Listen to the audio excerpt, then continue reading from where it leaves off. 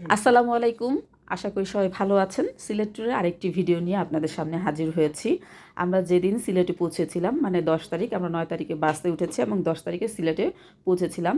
সেদিন সকালে হোটেল ওঠার কিছুক্ষণ পরে আমরা সবাই রেডি হয়ে চলে গিয়েছিলাম জাফলংয়ের উদ্দেশ্যে। জাফলংয়ের যাওয়ার পথে যে ভিউগুলো ছিল এক কথায় অসাধারণ।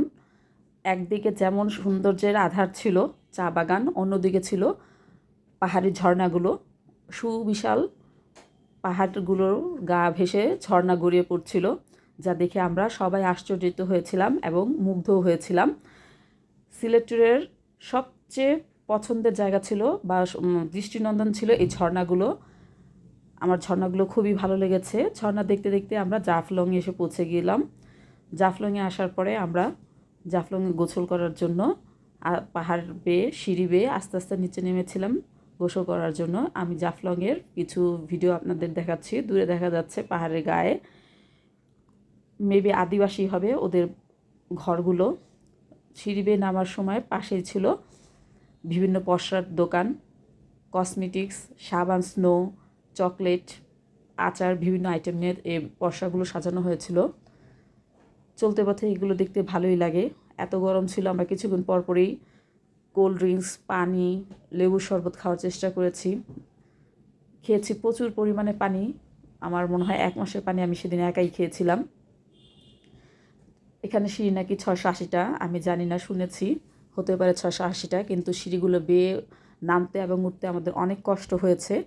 শুধু এখানের সৌন্দর্যটা যদি আমরা বিবেচনা করি, এই কষ্টটা কোনো ব্যাপারই না।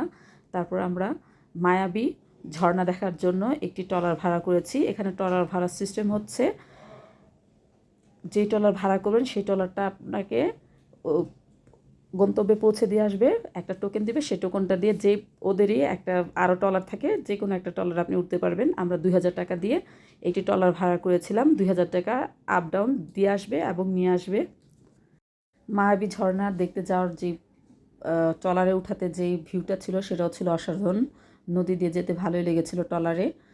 আশেপাশের ভিউগুলো ছিল চমৎকার।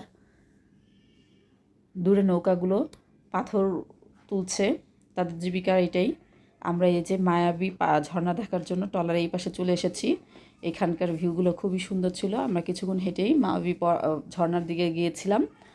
হাঁটতে হয় ট্রলার থেকে নেমে। আমরা গোসল টোসল সেরে গোসলের ভিডিওগুলো দিয়ে নিয়ে এখন আমরা আবার ট্রলারে করে চলে আসব আমাদের গাড়ি যেখানে রেখেছি সেখানে। এখানে কাপড় চেঞ্জ করার সুন্দর ব্যবস্থা ছিল। আমরা এই যে এখান দিয়ে আমরা হেঁটে হেঁটে ট্রলারের কাছে চলে এসেছিলাম। এটা হচ্ছে আরেকটা ট্রলার, এখান দিয়ে আমরা আমাদের গাড়ির কাছে গিয়েছিলাম।